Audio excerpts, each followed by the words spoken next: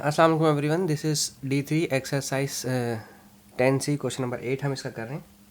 Intermediate का level उन्होंने कहा है कि ये केक का पीस है, PQR जो है केक का पीस है, और उसमें से एक साइड PQ जो है वो उन्होंने चॉकलेट से कवर करनी है, चॉकलेट राइस से, और QR वाली साइड जो उन्होंने आइसिंग शुगर से स्प्रिंकल करनी है।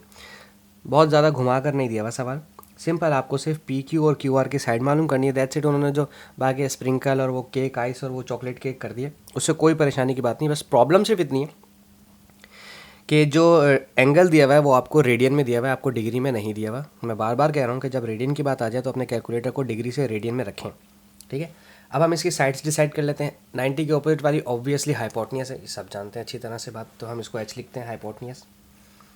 ये साइड हमारी एडजेसेंट है और ये साइड हमारी ओपोजिट है, ठीक है। अगर मुझे ओपोजिट निकालना है, हाइपोटेन्यूस दिया हुआ है, आपको अच्छी तरह पता है कि आपके पास जिन बच्चों को याद है PH, BH और PB, और जिनको याद है OH, AH और OA, ठीक है ना। Perpendicular hypotenuse, base hypotenuse, perpendicular base, opposite hypotenuse, adjacent hypotenuse, opposite adjacent, ठीक है।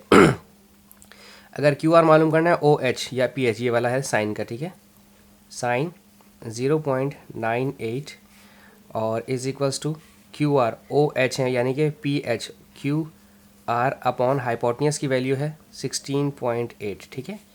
और अगर PQ मालूम करना है तो ये है एडजेसेंट और ये है हाइपोटेन्यूस AH, यानी कि कॉस इस्तेमाल करेंगे, कॉस 0.98 एडजेसेंट AH, A है PQ और हाइपोटेन्यूस है आपके पास 16.8, ठीक है। सिंपल आपने अपने कैलकुलेटर में सिर्फ सॉल्व करना है इसको, और डिग्री, और मेरे पास ऑलरेडी रेडियन के अंदर ही है, ठीक है। 16.8 को मल्टीप्लाई करवाएंगे साइन 0.98 से, तो ये आ रहा है 13.94, इसको यानी कि 14 कर दें, QR को राउंड ऑफ करके 14 सेंटीमीटर कर दें, और 16.8 मल्टीप्लाई बाय कॉस 0.98, तो ये हो जाएगा 9.35, तो PQ आ गया 9.35, ठीक है, सेंटीमीटर। बहुत छोटा सा सवाल था और दोनों सूरत हाल में आंसर हमारा ठीक है। आई होप सो आपको समझ आया। Thank you so much for watching my channel. अल्लाह हाफिज़।